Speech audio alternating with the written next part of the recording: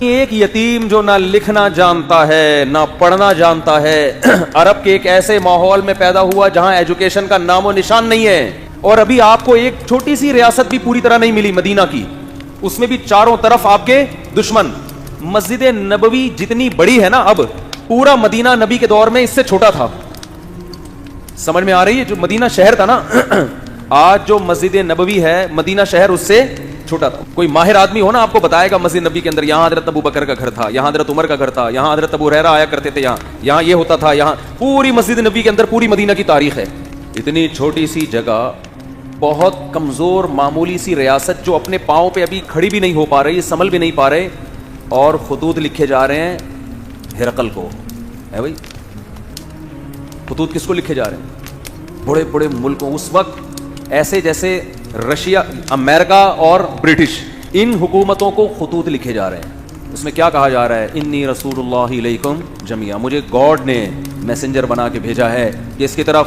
آپ کہتے ہیں جب اللہ کو اللہ کہا جائے گا تو گاڈ کیوں کہہ رہے ہو پھر بار بار؟ گاڈ اس لیے کیونکہ یہ لفظ گوروں کے لیے بھی ایکسیپٹیبل ہے نا، گاڈ کو تو وہ بھی مانتے ہیں نا، اللہ کو نہیں مانتے، گاڈ کو تو مانتے ہیں نا، تو اس لیے میں گاڈ کا لفظ استعمال کر رہا ہوں۔ اب میں آپ سے ایک بات عرض کر رہا ہوں کہ دنیا میں اس سے بڑے سفیر کی کوئی مثال مل نہیں سکتی، جو دعویٰ بھی کر رہے ہیں اللہ کی طرف سے تمام انسانوں کا رسول، اور اس دعوے پر عمل بھی کر کے دکھا رہے ہیں۔ بڑے بڑے بادشاہوں کو خطوط لکھ رہے ہیں۔ بعض بادشاہوں نے جب آپ کا خط دیکھا تو اسے پھاڑ دیا۔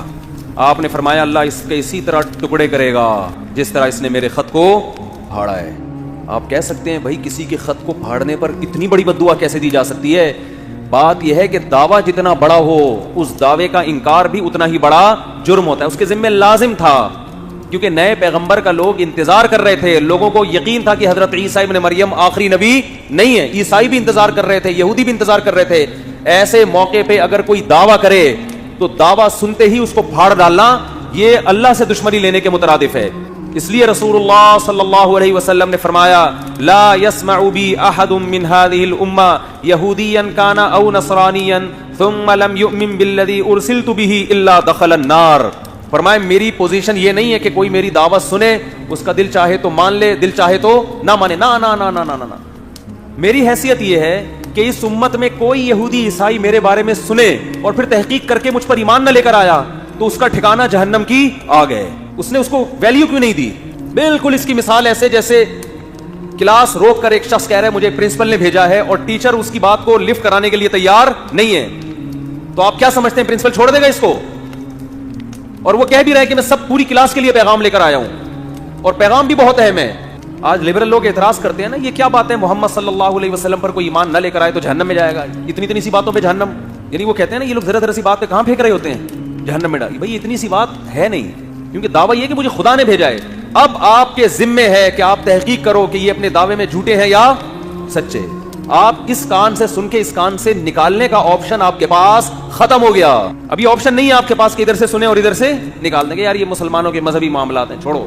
آپ کہہ سکتے ہیں کہ کیا دلیل ہے آپ کے پاس کہ محمد ابن عبداللہ صلی اللہ علیہ وسلم اس دعوے میں سچے تھے؟ کیا دلیل ہے آپ کے پاس؟ ہم کہتے ہیں 1400 سال پہلے جو آپ کی نبوت کے برحق ہونے کے دلائل تھے وہ تو تھے، وہ لوگوں نے اپنی آنکھوں سے دیکھے۔